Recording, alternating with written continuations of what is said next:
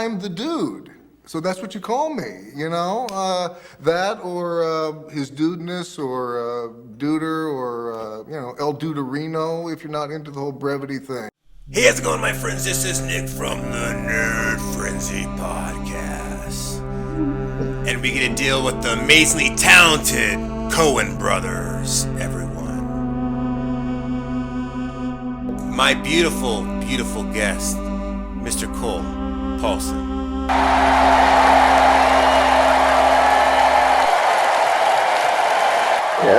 Hey, buddy. It's what you call me, man. Man, it's my name, I'm so man. ready for this. I love you, but hey, Hey, how buddy. are you? Oh, I'm good, my friend. I can't wait to get this. The Coen Brothers, buddy. There's so many things, and we've talked about it so much. There's a honesty and there's a truthfulness to how these guys do it, and I'm curious on. They must be the coolest brothers in the world, and because every single person just goes. It flocks towards them. You have these crazy performances. Whenever I saw The Big Lebowski the first time, and I saw the dude doing his thing, and Jeff Bridges is awesome, and of course he's kind of a hippie in real life. But when he's just sitting there, and he's taking ownership as his character, and he's like this kind of lazy, no good, and it's just funny. He's owned it. It's the Coen brother thing. The character acting in that movie is insane across the board. Philip Oh, Seymour Hoffman, being so like, as the oh yes. every time he says something outrageous, just May he rest in peace. He was awesome too. yes, sure. Yeah, and it seems like they share the same actors. Like when you watch a Thomas Anderson movie, you see like the Philip Seymour Hoffmans, and you see all these same characters, and it is funny. And I'm glad because like the same 10 directors seem to understand like these people happen to be like I said, when I see Willem Dafoe in anything, and I just talked about my last one I did was Spider-Man, and seeing Willem Dafoe and that, and just it just reminds me that certain characters, like the amazing actors like the Robert De Niro's and stuff like that, they're great and all, but I really like the Steve Buscemi's and the William H Macy's. Those are the ones that I really think like, oh man, it's funny how like we talk about the. No one understands these people. No one like oh you're cool but whatever, and then they just Leonardo DiCaprio. I'm like, well, no. These people are always excellent, no matter what. Stephen Root is always excellent, no matter what. And these people don't get much thing. And you said it a little while ago. You even saying like, the Coen brothers, are they considered to be like that tier, like where everyone thinks about it? And maybe it's not, but I, I don't know. They're one of those. They may not, or I guess by everybody wouldn't maybe put them on that pedestal where they are the best of the best, per se. But they are definitely right there close to the best, being considered with the best of the best that there is to offer, I would think. Look at the people they have working for them. Mhm. Like you say, they want to come back. If there's a project, it doesn't take them probably calling Steve Buscemi once. Hey, man, we got something that we think you could probably do. Yeah, I'm in. Let's clear my schedule. Like I'm. There are and young actors too, Mhm. like that. What's her face? Haley Steinfeld, or she Oh was yeah, she Bumblebee was great, on True great and Grit. True Grit. Yeah, yeah. Boom! Explosion. And that's a hard character to play because she has to play this tough as nails little girl who's convincing. Smart. And not Yeah, only very that, but it smart. was done also many years before by the legendary John Wayne. So no one wants you to screw with a classic like that. And but when you see hear Glenn Campbell. when you hear, I know seriously, but when you hear Western and then you hear Coen Brothers, you're like, okay, well if I want anyone to remake a classic like that, I guess I would have it be someone like them. And then they say Jeff Bridges, and you're like, okay, well, I'm definitely in now. And then Matt Damon, and then There's so many characters, and then you see, like I said, then you see like the Tim Blake Nelsons and the Johns. They're all just flocked in there, and sometimes just small parts, and just just like here and there, but they're always memorable, and sometimes they're big parts. Like Steve Buscemi, typically like whenever he was like aggressive in Fargo, he's sitting there like when he got shot in the face, like and he's just so mad. And then you see him in Big Lebowski, and he's about as calm as a cucumber, just sitting there like da da da da da da. While John Candy, may he rest in peace too. Oh, um, but when you see like he's aggressive, and then the dude's like, "Hey man, come on, man," and then Steve's just out there in the background and just kind of like just happy-go-lucky, and it's just funny that because the dynamic is completely different. There's something about it, and they're not my favorite directors. James Cameron would probably be theoretically probably my favorite director because of not even because necessarily the best movies, but Aliens and Terminator 2 are my favorite movies, and they happen to be the same director. So yeah, absolutely. But I put them at the same level with Tarantino. That's how I classify their yeah, yeah, movies. They use a lot of the same people like them. yep. Maybe that's how their movies register with me. Their movies, honestly, probably with me register a little more than Tarantino's. And see that's what I'm saying. Like, and Tarantino to a lot of people would be the best because they would say he's done what 9 movies, and like 8 of them were eight, like seven, 8 of them were almost flawless, and then one of them was like not flawless but pretty excellent, and that's pretty. And then the Coen Brothers probably have had 20 movies, It but it would be it would totally be where the separation is for me personally is I don't necessarily need to have the as much over the top from Tarantino. The puking on the floor from the poison in the Hateful Eight. Uh, the unrealistic shootout at the end of Django Unchained where blood people are getting shot this way and blood's flying this way. mhm. And it was outrageous. The On Coen purpose, of brothers course, on do purpose. that. Absolutely, yes, on purpose. And but I like a little of that. Sure. And Tarantino sometimes takes that just a little tad far for me. It was like perfect in Once Upon a Time in Hollywood. The flamethrower, just outrageous. That whole scene, Yeah. the whole end.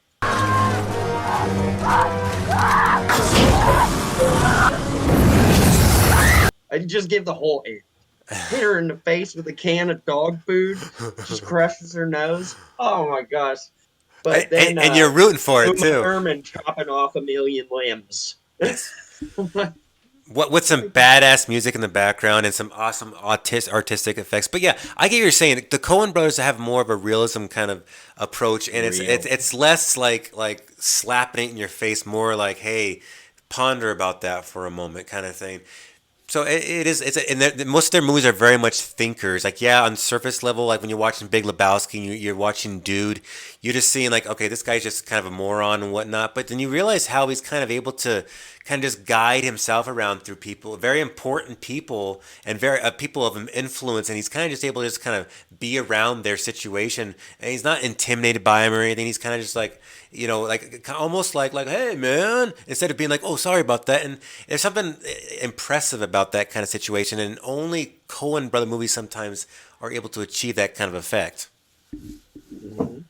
Hmm. Uh, yeah, I agree with that. There's the realism that you were talking about is so true. They I guess I have a question for you. Would you think that they at all they obviously have their character actors character act to the max in some cases, like William H. Macy in Fargo, like all those accents over the top, and that's what endeared so many people to those characters. the quirkiness of like Minnesota, Wisconsin. Oh, I cinch with the numbers there, Oh yeah, like all of it. It's people do talk like that, Yes. but it's like over. They Yes. do it too. Yes. They just It's almost I don't comical. Like I said, that's another thing about the Coen Brothers movies. Their movies are very much dramatic and comedy. They're dramedies. They're definitely always very serious in like what their content, but very silly in tone.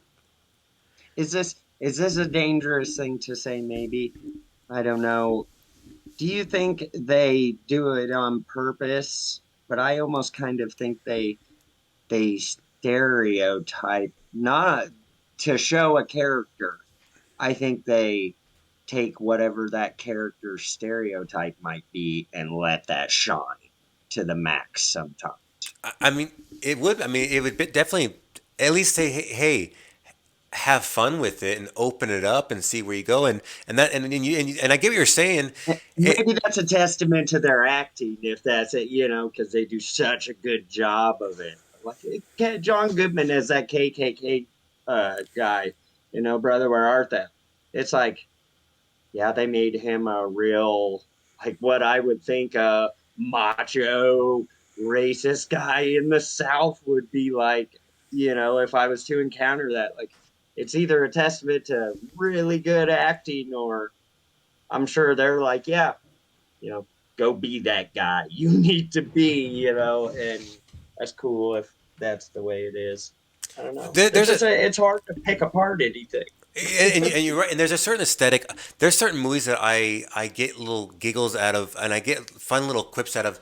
Wes Anderson's a prime example of a director that kind of owns his own.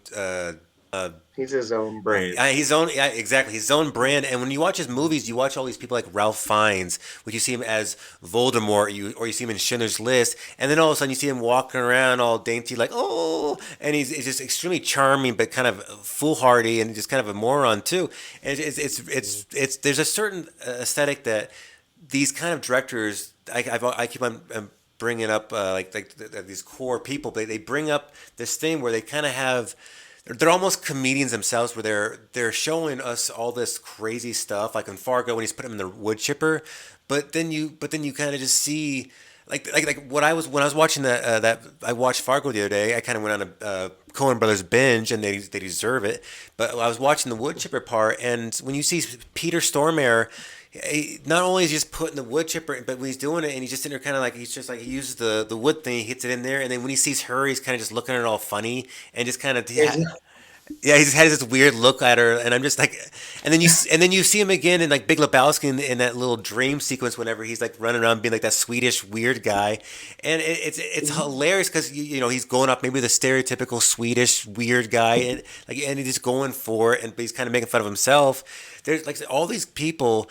They're so brilliant on their own, and when you see them in any other movie, but when you get to see them in a Coen Brothers movie, and they're all together working with each other, when I see someone like Stephen Root bouncing off of someone uh, like Tim Blake Nelson, I'm just thinking Mhm. like this is dynamite, and like you said earlier, most people don't realize that these two people are the best that you can get because they're thinking, oh no, I want the top earner. That's the best one. It's like, well, yeah, but do you see Robert Downey Jr. as amazing and talented as he is? Do you see him doing these kind of things? No, you don't, because Oh, it's there's only specific type of male and female actors that understand. Like that Holly Hunter, she's able to transform these cute little southern roles, but then you see her in these other roles where she's this like very intimidating badass, and then you see her in movies like uh, Piano, where she's this mute girl who has an abusive husband, and she just is scared the whole time, and it's very oh, only in Coen brother movies. hmm they capture they can cat or I guess yeah, maybe their range of what they can do, a lot of directors can't do. From comedy to, you know, they can portray two people who absolutely love each other 100%. They can do greed and uh, bad guys. I think they're excellent at bad guys. It seems Do like the main character is always kind of somewhat of a good guy that kind of that is kind of an asshole and they kind of turn bad or whatnot. Like the William H Macy when he's like, oh, he just wants more money to cover his ass because he screwed up. greed. Yeah, And it usually seems like the main character because typically when you watch a movie, the main character is the good person. You're like, oh, okay, I'm following the main person, and they're kind of the eyes of the audience where you're like, oh, you better not let that baby die because you're a good person. But no, not in these movies. Like, oh brother, we're out there. These three guys are running out of jail. I mean, that's what the whole thing is. I mean, name a movie where the main character is pretty much just a sweetheart who's just trying to enjoy themselves, and then da da da. No, they're always out to want more power or greed or fame or whatnot, and then you see the consequences, and that's another thing too. I've always loved the idea of if you put out negativity in the world, all you'll get eventually is negativity. And yes, a lot of these people, these characters, they get what they want, but then something bad happens to them at the end. yeah, Lady Killers is a prime example. yep, yep. Yeah. I thought it was nice to see them working with Tom Hanks. I thought that was cool. With his little like Uh, the southern little like little weird thing he did, like yeah, that what a he tried as delight. hard as he could. He tried as hard as he could Yeah, Tom, you to can't do be a everything, buddy. Coen movie character. Yeah. Like they had the crazy weigh-ins, scary movie. Mhm. He It was did. in there too. It did have, yeah, and the movie itself kind of has. And there's certain times when the Coen Brothers don't really necessarily nail it, and I don't know what how it comes down to, but the idea, like that Lady Killer's idea, is very much a staple of what they're kind of always used to, which is, the main character is kind of out for being selfish. They're kind of a narcissist. Their idea. Is they're not going for joy, which is joy typically means that your goal in life is to help others and to be around love and whatnot. Where typically the main characters are usually for some kind of selfish purpose, and like even No Country for Old Men, Josh Brolin is the main character, and Yeah, he's he's greedy. kind of the hero, but yeah, he's stealing money. I'm I'm as you're saying this, I'm rattling them off in my head and Yeah. trying to. I'd gotten through, yeah, raising Arizona, want a kid, so they steal one. Hmm. Uh, Big Lebowski, uh, he wants a rug. It all starts from a rug and then ends up kind of getting weird as That hell. one's more of a thought provoking movie. It definitely is. Oh, Brother Earth Help, Criminals, Yep. uh, Fargo. good people. Oh, Total Crime, just a greed story and you know, people going to the very end of the rope. And a I lot of don't. times, literally around their neck. Yeah, that's true. James Yeah, Franco had to deal with that in one of the short stories of Buster Scruggs. yep, yep. That part, the part of that, I actually thoroughly enjoyed that. I like the little music standoff in the beginning, uh, where they were singing.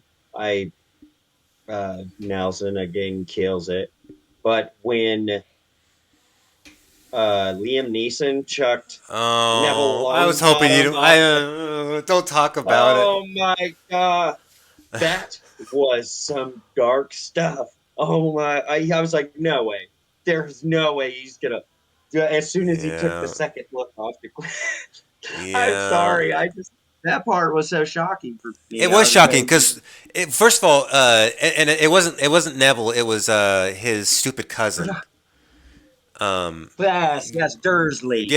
yeah, Dursley. But he was making the money for him too. Yes, and it was a cute little. A lot Yeah, of times because he had to feed him, and it was kind of this cute, charming, like, oh, you're my son, I took you in. But he's making all the money for him. But then the moment that you see Liam Neeson realizes that better way, then he kills him, and it's just, and then the episode's over. Liam Neeson looked. I hated it because you kind of you saw what was coming, but Yeah. then when it came, it still just it was a smack in the face. Oh yeah. Uh, That movie was to me pretty. It was okay. It wasn't one of my favorites, but I liked there were certain parts about it that had the Coen Brothers flair, but for the most part, I was kind of like, I could do away with some of these things. I love the Tim Blake Nelson parts whenever he's singing and then he gets killed and then the Gold, the Miner.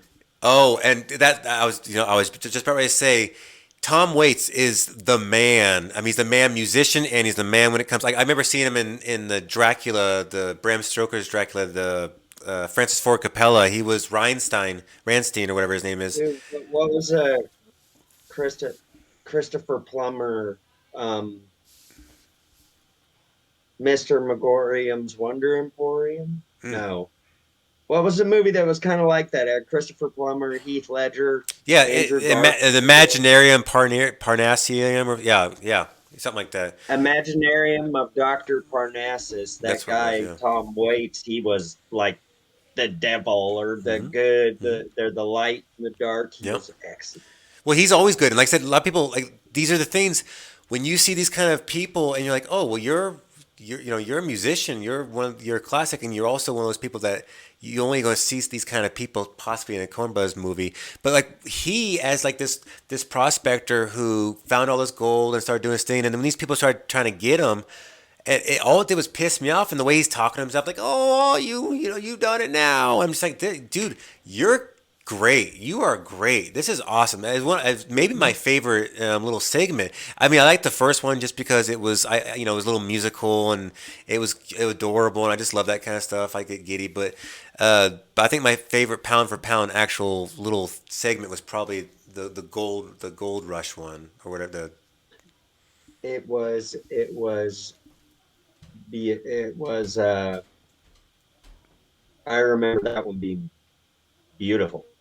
The scenery in the background was it looked like that could have been what's that movie with Civil War with Christian Bale was Hostels, Savages, huh? Host. Hostels.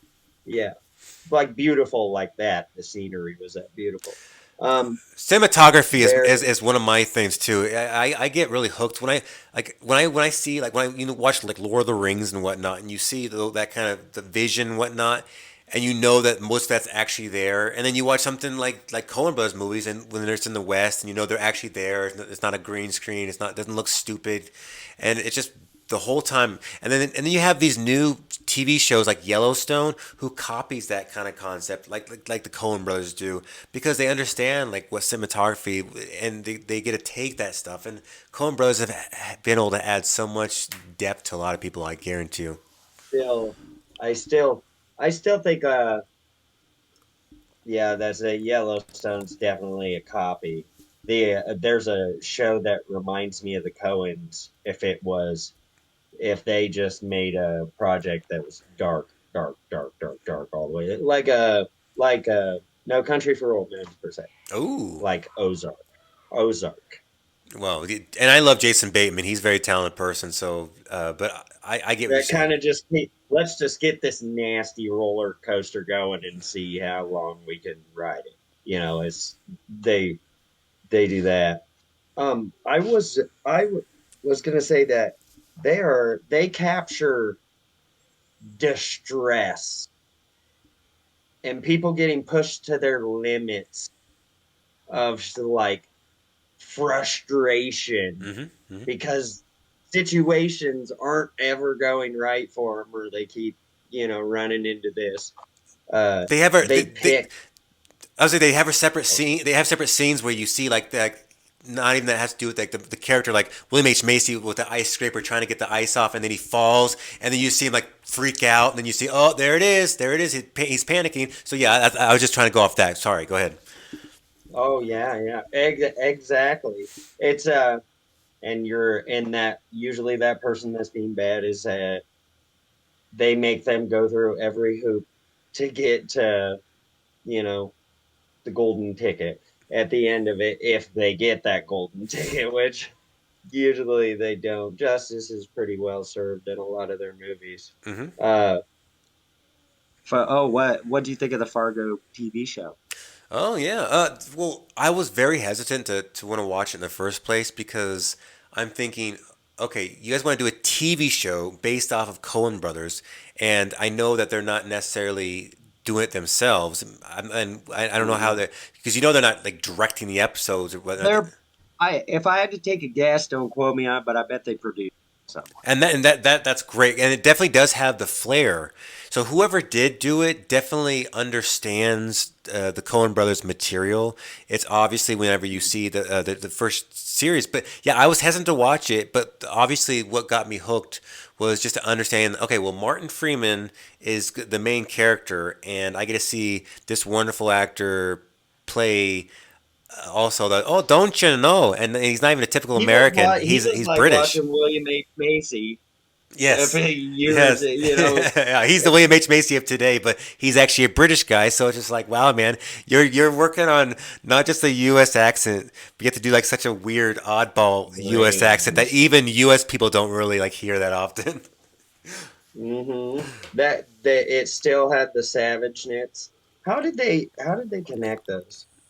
I think they First connected one it was Oliver Platt. the briefcase, right?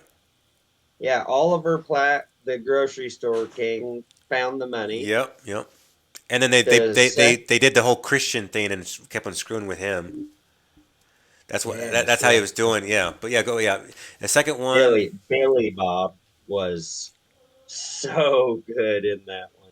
But the he was Girl good. Cop was really good. Yeah, yeah, it was really good. I liked also the dynamic between, and I always like him. I call him Fat Man. Was that the second one? Was she in The the second second one is with I think the Native American. No, no, no, no. Yeah, Yes, it is. the Native American and then the like redneck family. It's her dad. Yes, It's her, the girl cop's dad, played by Patrick Wilson when he's young. that's right. That's right. Yeah, And that's the tie. And then the third one is Mr. Ewan. Well, two Ewans. We got ugly Ewan and beautiful Ewan. Stussy, Raymond Stussy, and whatever. I like that one. And it had the girl off of Oh, what's the Scott movie Pilgrim with versus the World. yeah, Scott Pilgrim. Oh yeah, I that movie's so quirky and silly, and I, Doesn't even compare to a Coen Brother movie, not at all. I mean What about the it's fun. music in all their movies? Yeah, yeah, The absolutely. music.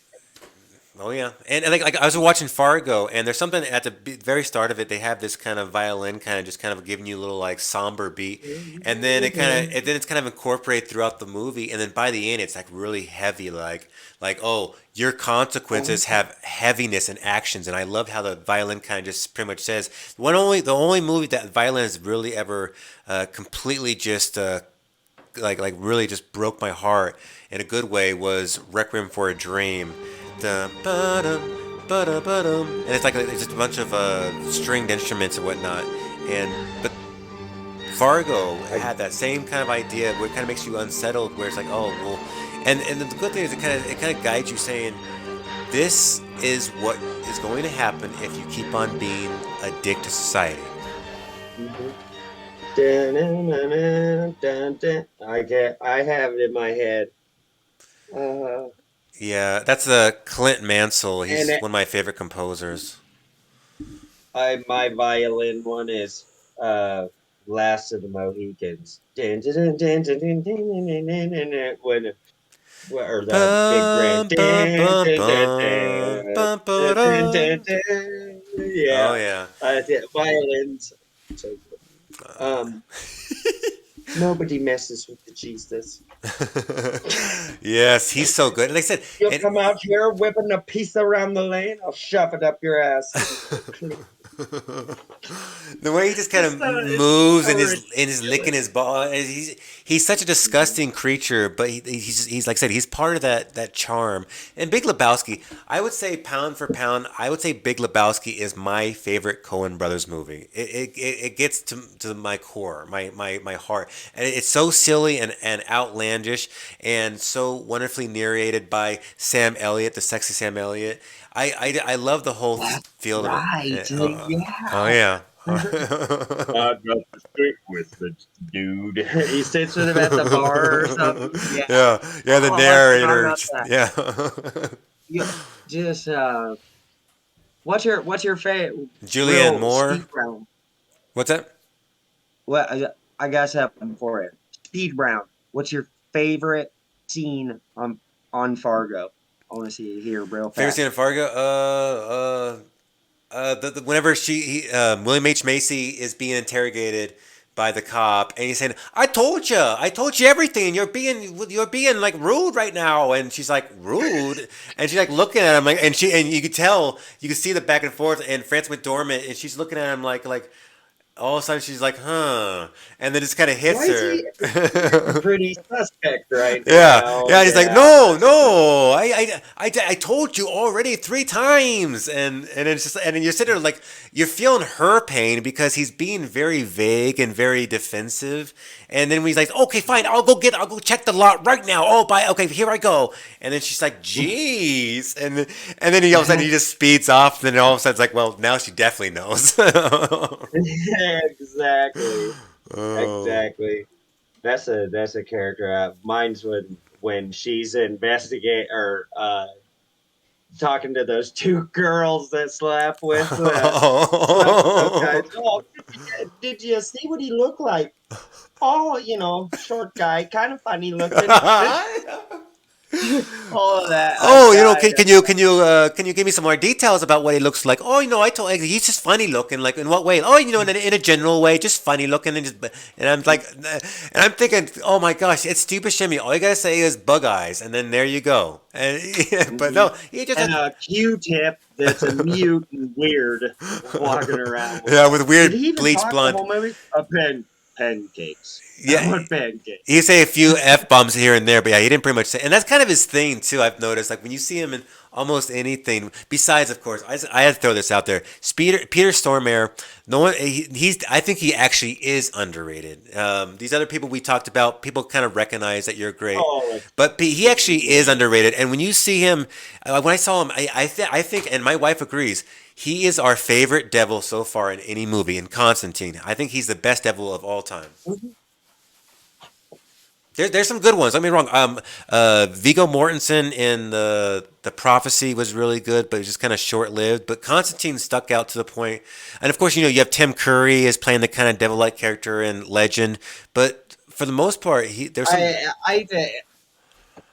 I don't really think anybody even compares to him. Mhm. Not off the top of my head, that's played a rendition of the devil. It's a, and it might be my favorite role of his. I love him in Armageddon. You bunch of You know, cowboys! I told you you touch come up nothing. here, but cowboys touch everything. All Oh, made in Taiwan. yeah, you know, and that's and and he's outrageous. and I wonder, Cole, do you think that a lot of their talent rubs off on these actors, or the actors' talent rubs off on them? It's a more of a I mixture. think it's both, Yeah. both, both probably. They go find these ridiculous stories or craft them, whether they're one of their based off true story or something that they've made up out of their mind. And they're such good, they're just excellent storytellers. Mm. But they push that line so well of it just being a complete unrealistic and you would hate everything about it. Like some people hate Forrest Gump, you know. I don't think I've ever And talked to anyone who hates Forrest Gump. Have you actually ever met you someone? serious? I swear I I I swear I've never I met had anyone. somebody tell me the other day that they hated Forrest Gump. They were like, "Oh, it's so stupid." Now, And if someone said it, maybe it's overrated, like it's like, oh, they say it's the best movie of all time. It's not the best movie. It's good, but it's not the best. But that's fine. But if someone said no, it's actually a really bad movie, I'm like, no, dude, you are this is in. We're watching They Live, and you're an alien, and you're trying to give us propaganda right now. Here, get this samurai sword and sacrifice yourself on it because you Seriously, need to right yeah, now. you need to be a martyr and go ahead and atone for your sins. There is I feel there's always, we're sitting here being critics in our own, Sure, sure. picking apart movies ourselves. Hmm. And I think at least we try to dwell into them as far and pay them enough respect to give our best rendition of an accurate, what we would think. Uh, and then there's some people that just got to hate on it. Sure, So, sure, sure. you know, some people can't handle uh like real heartfelt stuff, and that blows me away sometimes. Like people can't take a genuinely is something that rips on your heartstrings, and that makes it really makes me sad. They push it off like it's silly, stupid, whatever. Maybe that's that Forrest Gump comment, but uh like I have heard people, I've heard it say, like you said, overrated. I've heard probably 3 or 4 people ever say they just flat out didn't like it. Mm. I know my grandma didn't like it, and her reasoning was, "Oh, none of that could happen to everybody. One person, all that stuff." And I'm like, "Grandma, come on, don't." You're gonna make me think you're stupid. No, and I know you're not. Like you can look past that and have an imagination. Come on. Right, right. That's the Coens. They make a lot of movies that you love their characters so much, you root for them even when they're sometimes Yep. terrible. Yep. Yeah, And in their case, mostly all the time terrible. And but like and terrible. it's but there's also there's redemption arcs with like for example, Oh Brother Where Art Thou. I think the most beautiful scene that I've ever seen in a Coen Brothers movie was the idea where both Tim and John did the whole, as I went down in the Hey, river and the pray, and then they decided they wanted to become born again, and it was beautiful because they were really like, hey, this is awesome. We get to cleanse our soul of all that crap that we did, and it was really beautiful because you're seeing these two people who are actually oh, good. And then, of course, George is sitting there just looking, oh, God, guys, all right. But the whole thing was just the experience. And that's the Coen Brother thing. And that's probably why a lot of people don't like their movies because sometimes these situations are very real. And very real things are something people don't want to watch. And that's why Quentin Tarantino might work because Quentin Tarantino, even though a lot of their situations, for example, Django is about slavery, but yes, there is more of like a superhero twist where Django gets to become the vigilante. mm-hmm, absolutely. The I don't give enough credit to Oh Brother Where Art Thou, even Mm. though I give it so much credit. That movie by far had their best music, like you said, "Down to the River to Pray." Those 3 women, "Go to sleep a Oh little, yeah, baby." All of the Man of Constant Sorrow by the Soggy Bottom Boys. I mean, there's so much, and it's something. This is the kind of music that is first of all for our soul, and then not only do you see this music going on, you're seeing it acted out by, like I said, actors like George Clooney, who you thought. I mean, I typically would not have pegged you for the kind of guy who would be jumping around because you're kind of a pretty boy, and I don't know if I would see you doing that. But then here you are, and this is very refreshing, and maybe only in a Coen Brothers movie because when you see a lot of these other people like the Tim Blake Nelsons and whatnot, they're gonna be awesome no matter what. But sometimes when you see like these people like James Franco when he's in that scene, I'm thinking, do you realize that you get to be in the same scene with Stephen Roots and no one knows who that is, even though he does everything. Mike Judge, which is one of the most creative people in the world, uses Stephen for everything. When you see him as, have you seen my stapler? Or you see him in Idiocracy as the judge, who's we're committed here, but completely different. I've never He was ever. good in dodgeball. He's good in dodgeball, and then you see him in movies like Bicentennial Man. He's playing like the prick guy who built him, and he's a jerk, and he's just like you don't see any of that goofiness at all, and only in Coen Brothers movie. And George Clooney's a prime example. I love him. He's great, but he's typically at his best whenever he's with talented people like Coen Brothers.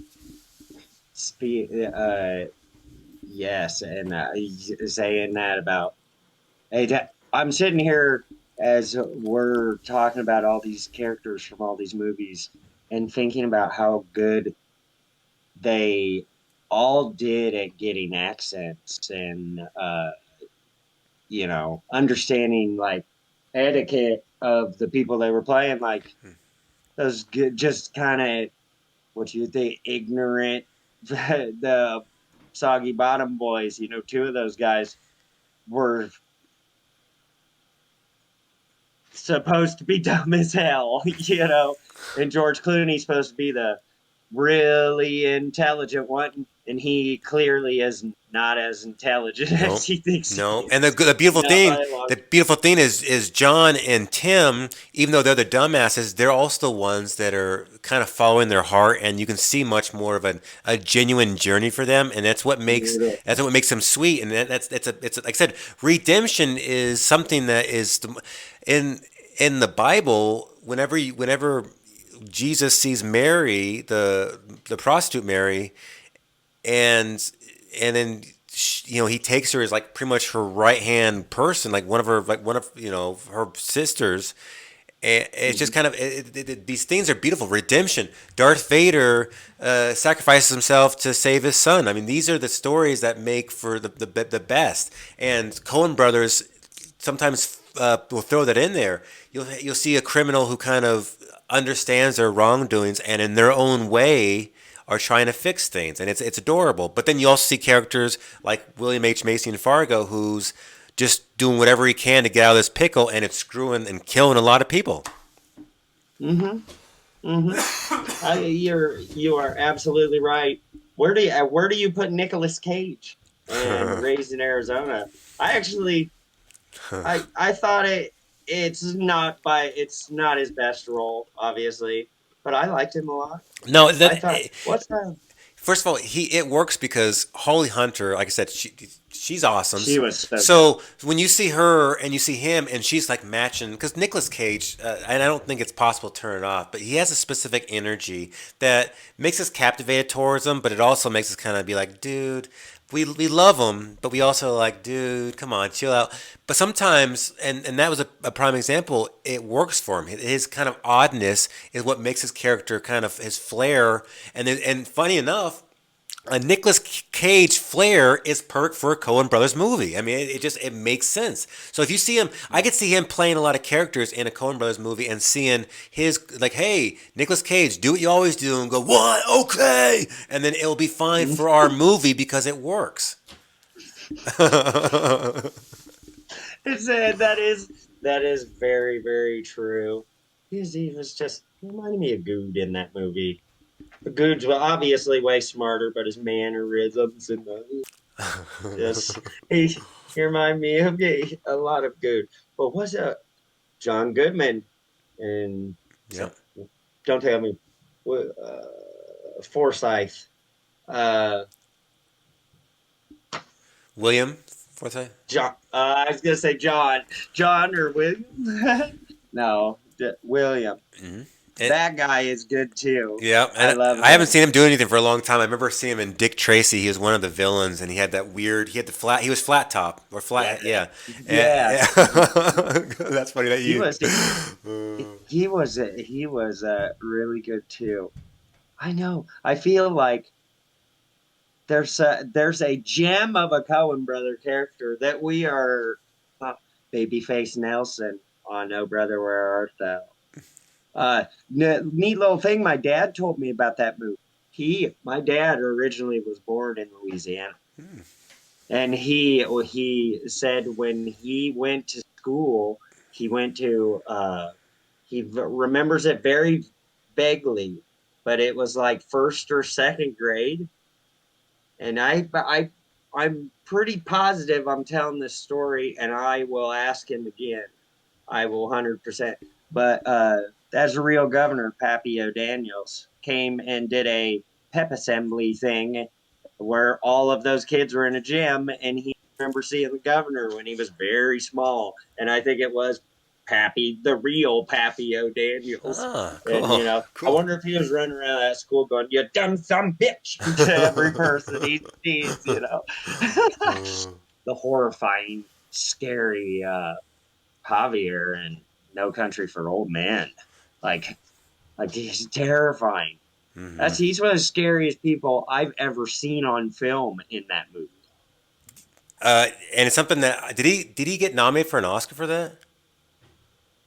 I do not know, but he should have if he didn't. That scene where he's having that conversation with that old man about the flipping the quarter and all that thing, and what why, sir? Because it Yeah. depends on a lot of things, and it's just very intimidating the whole time. I that's like a I don't even. It's so excellent. Yeah, it's jaw dropping, terrifying. It locks you up. Um, but he was that way through that whole movie. But then that movie had outrageousness too. Who walks around with a bolt gun and an air tank and a silent shotgun at one point. And like there was some pretty crazy stuff. Yeah, Josh Brolin killed it in that movie. No, God, that's he's one thing, wrong. Cole.